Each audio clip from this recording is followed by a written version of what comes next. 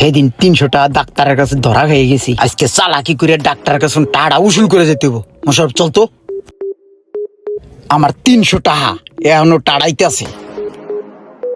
Doctor সাহেব, আমার তো খুব সমস্যা, স্মৃতিশক্তি গেছে গা, কি কই না কই কিছু মন থাকে না, সব ভুলে যায় গা। একটু আগে কি করছি হেও ভুলে যায়, যে এখনো যা কইতাছি এও মন নাই কে, বুঝছেন? ই করেন তো, আমার একটু চিকিৎসা দেন, দেখেন তো আমার কি হইছে।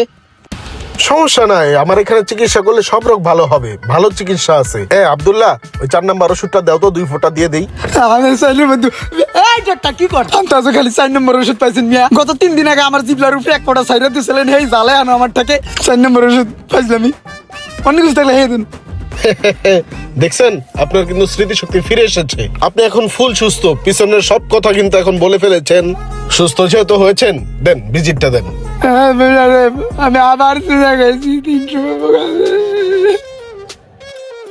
দেন না, এটা আমার হালাল হয়ে গেছে তো, আর কোনো সমস্যা হলে আবার আসবেন।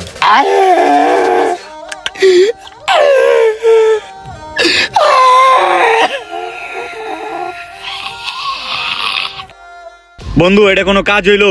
ডাক্তার 300 করে 2 দিন টাকা খাইয়া দিল আমাগো। বারবার গুগু তুমি খেয়ে যাও ধান, এবার তুমি ধান খেতে আসো, তোমার মূল ধন রেখে দেবো। ওই মশা, এমন প্ল্যান হাজাইছি মনে মনে, ডাক্তারের বাইরেও 1000 টাকা দেয়া লাগবো। এমন চিকিৎসা দিতেই পারবো না মামা। এখন তো আমি মনে কর কানা, আমি দুনিয়ার কিচ্ছু দেই না, বুঝছস মামা? তুই আমার ডাক্তার কাছে লয়ে যা তো, চল।